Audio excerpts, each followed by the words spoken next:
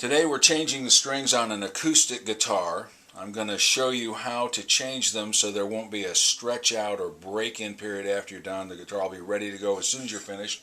I'm also going to show you how the strings fasten in the bridge so that you don't crack your bridge and they stay in tune and play like they're supposed to.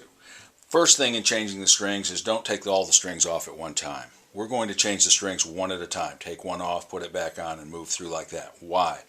The strings exert between 250 and 500 pounds depending on the gauge on the guitar. You take all that pressure off, the guitar will relax.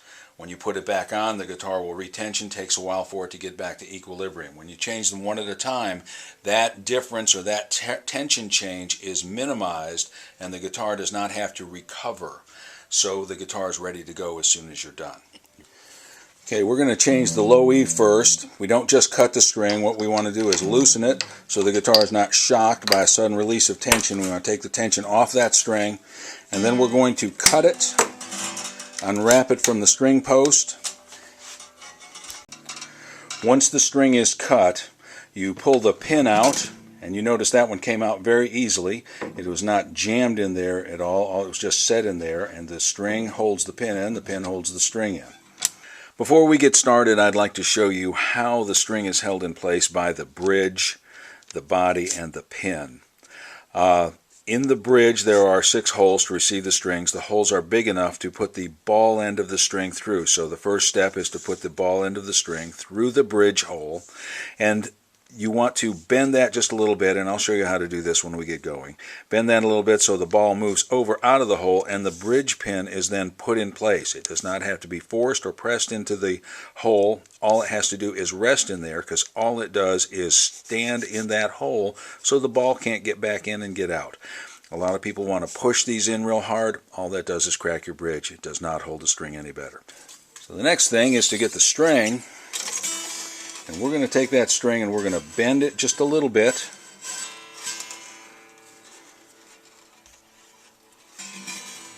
Put it down through that hole. Put the pin in. Pull the string up and put the pin down to the level. Now I'm not pushing that real hard. Okay, on this side we're going to put the string through the machine head. And we're going to leave about this much slack on this string. We've got the hole in the machine head at an angle there. The reason being is we're going to take this and twist that string. We're going to pull so we're coming up at a 90, going across, and going out at a 90. Then we're going to push that down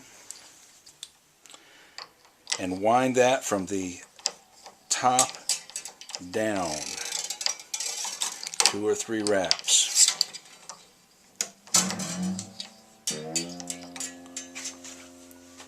Okay, I've got a couple of not-to-scale drawings that will show you how the string is supposed to be positioned in the machine head. This is a top view of the post of the machine head. We've cut it away, so this is the hole going through. This is the side of the string that we have cut off. This is the guitar side, so the string comes in this way, makes a hard 90, goes through the hole in the post of the machine head, makes another hard 90 out, and we cut it off. There's no way this can pull through because those 90s will not fit back through here. This is before we wind it. When we go to wind it, we wind it from the top down. Those windings want to lay on there evenly. We don't want the windings crossing each other because that creates different types of tensions and will take a while to stretch out and will stretch out. Will cause it to squirm. We want the string to come in, make a hard 90, come through the hole, make another hard 90, and wind evenly. That's the guitar side. This is the side we cut out, and I'll show you what that looks like on the guitar in just a minute. Hopefully this is in focus enough you can see the string comes in low, makes a couple wraps, comes up to the hole in the machine head, makes a 90, goes in, and comes out and makes another 90. Those 2 90s are critical. Here on this string you see it possibly a little bit better, comes in low, makes 2 wraps, actually 3 on the other side, makes a 90 through the hole, and makes another 90 coming out the other side. That's the way you do it. Then we are going to pull that string.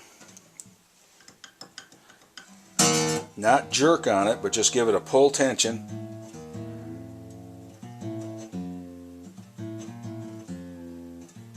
Tune it up to tension.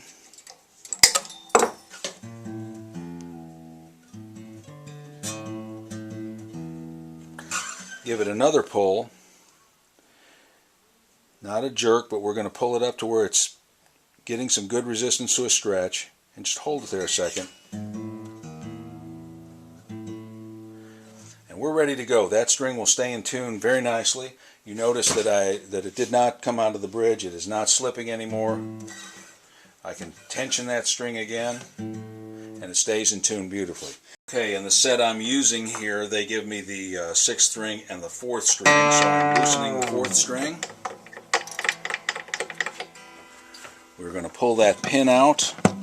It doesn't want to come out as easily as that one, so I'm going to use the little hook there. We're going to pull that string out.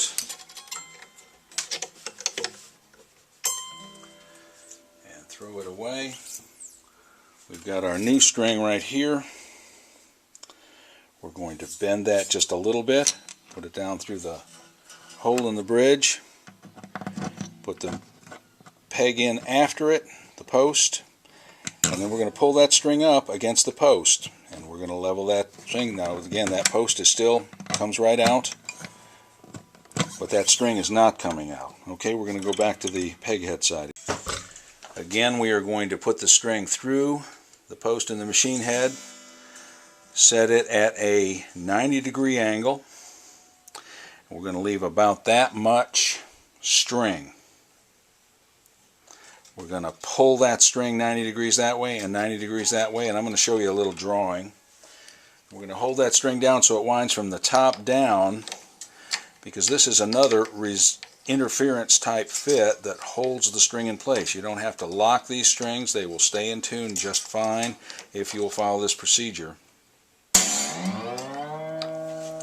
Tune that string up, give it a little stretch,